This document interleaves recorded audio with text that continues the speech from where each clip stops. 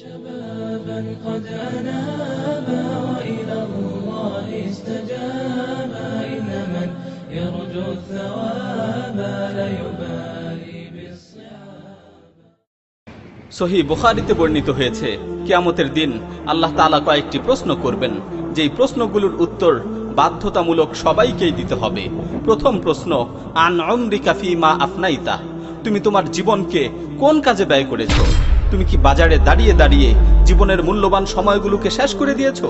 তুমি কি চায়ের দোকানে বসে আড্ডা দিয়ে জীবনের মূল্যবান সময়গুলোকে নষ্ট করেছো? তুমি তোমার জীবনকে কোন কাজে ব্যয় করেছো? দ্বিতীয় প্রশ্ন করা হবে যৌবনকাল সম্পর্কে, ও আন শাবাবিকা ফীমা আবলাইতা, তুমি তোমার যৌবনকালকে কোন কাজে ব্যয় করেছো? তুমি কি যৌবনের তাড়নায় উন্মাদ হয়ে গিয়েছিলে? তুমি কি দুনিয়ার মোহে আচ্ছন্ন হয়ে গিয়েছিলে? তোমার চিন্তা চেতনা কি নষ্ট হয়ে গিয়েছিল? তুমি কি যৌবনকাল পেয়েছো বলে আল্লাহর বিধানের অবাধ্য হয়েছিলে? তোমার যৌবনের শ্রেষ্ঠ সময়গুলো ইসলামের জন্য অনেক প্রয়োজন ছিল।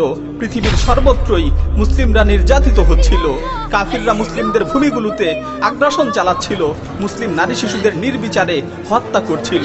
আবু গারিব কারাগার থেকে তোমার বোন ফাতেমা চিৎকার করে তোমাকে ডাকছিল।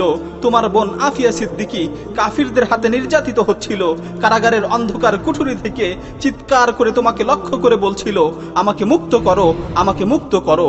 তুমি কি সেদিন তার ডাকে সাড়া দিয়েছিলে? তাকে মুক্ত করতে ছুটে গিয়েছিলে? খালিদ বিন ওয়ালিদ, মুহাম্মদ বিন কাসিম, সালাহুদ্দিন আইয়ুবী কি তোমার জন্য আদর্শ ছিল না? উম্মতের এই কঠিন পরিস্থিতি দেখেও তুমি খেল তামাশায় ব্যস্ত ছিলে। সারাদিন গেম খেলে, মুভি দেখে, বন্ধুদের সাথে এখানে সেখানে আড্ডা দিয়ে তুমি তোমার যৌবনের মূল্যবান সময়গুলোকে নষ্ট করেছিলে। হে যুবক, কাল কিয়ামতের মাঠে তোমার প্রতিপালকের সামনে কি জবাব দিবে? তোমার যৌবনের এই মূল্যবান সময়গুলো মুহাম্মদ সাল্লাল্লাহু আলাইহি ওয়াসাল্লামের উম্মতের খুব দরকার ছিল। ফিলিস্তিনের গাজায় আগ্রাসী ইহুদিদের প্রতিহত করার জন্য তোমাকে খুব দরকার ছিল। ছোট ছোট মাসুম বাচ্চাগুলো সাহায্যের জন্য আর্তনাদ করে তোমাকে ডাকছিল। শামের মাজলুম মা বোনদের তোমাকে খুব দরকার ছিল, কারণ সেখানে আল্লাহর দুশমনেরা নির্বিচারে বোম্বিং করে গণহারে তাদেরকে হত্যা করছিল। আরাকানের মাজলুমানদের তোমাকে খুব দরকার ছিল, তারা সেখানে তোমার সাহায্যের জন্য হাহাকার করছিল। হে মুসলিম তরুণ, তুমি প্রস্তুতি নিয়ে রাখো, কাল কিয়ামতের মাঠে অবশ্যই তোমাকে জবাব দিতে হবে যে তুমি তোমার যৌবন কালকে কোন কাজে ব্যয় করেছো।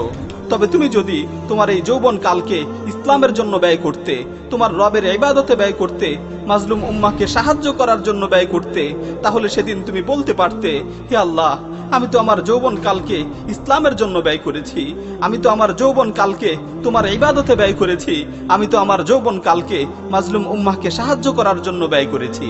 এরপর আল্লাহ তাআলা সম্পদশালী ব্যক্তিদেরকে তৃতীয় প্রশ্ন করবেন, তুমি তোমার এই সম্পদকে কিভাবে উপার্জন করেছিলে? তুমি কি মানুষের সাথে সুদের লেনদেন করেছিলে? তুমি কি মানুষের সাথে ঘুষের লেনদেন করেছিলে?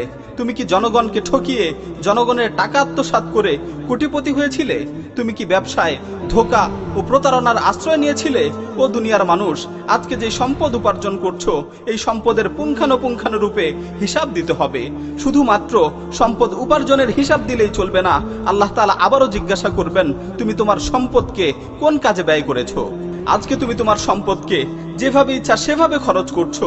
তুমি তোমার সম্পদের অপচয় করছো, কোটি কোটি টাকা খরচ করে বিলাসবহুল প্রাসাদ নির্মাণ করছো, লক্ষ লক্ষ টাকা খরচ করে বাড়ির গেট বানাচ্ছো, কোটি টাকা দিয়ে বিভিন্ন মডেলের গাড়ি কিনছো, তোমার মেয়ের বিয়েতে বিয়ে বাড়ির লাইটিং, ফুলসজ্জা আর আতশবাজির পেছনে লক্ষ লক্ষ টাকা খরচ করছো, এখানে সেখানে টাকার অপচয় করছো, টাকা পয়সার কোনো হিসাব নেই। তুমি চিন্তা করছো আমার টাকা আমি খরচ করছি, আবার কার কাছে হিসাব দিব? মনে রেখো, আল্লাহ তাআলার কাছে সব কিছুর হিসাব দিতে হবে, আল্লাহ তাআলার সামনে সব কিছুর হিসাব দিতে হবে। আল্লাহ তাআলা তোমাকে জিজ্ঞাসা করবেন, তুমি এখানে সেখানে টাকার অপচয় করেছিলে, অথচ তোমার পাশের বাড়িতেই অভাবগ্রস্ত লোকেরা ছিল, তুমি তাদের জন্য কি করেছিলে? তুমি পথের ধারে ভিখারিদের বসে থাকতে দেখেছো, তুমি তাদের জন্য কি করেছো? তুমি ফুটপাতে রাতের বেলায় অভাবী মানুষগুলোকে শুয়ে থাকতে দেখেছো, তুমি তাদের জন্য কি করেছো?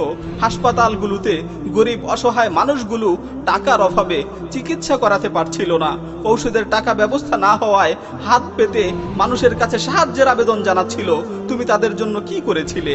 তুমি রেল লাইনের দুধারের বস্তিতে অভাবী মানুষগুলোকে নিঃস্ব জীবন যাপন করতে দেখেছো, তুমি তাদের জন্য কি করেছো? ঈদের দিনে তুমি আনন্দের সাথে ঈদ উদযাপন করেছিলে, তুমি তোমার পরিবারের জন্য লক্ষ লক্ষ টাকা খরচ করে ঈদের মার্কেটিং করেছিলে, আর রাস্তার পথ শিশুগুলো পুরাতন কাপড় পরেই ঈদ পালন করেছে। তুমি কি তাদের দেখোনি? তুমি তাদের জন্য কি পদক্ষেপ নিয়েছিলে?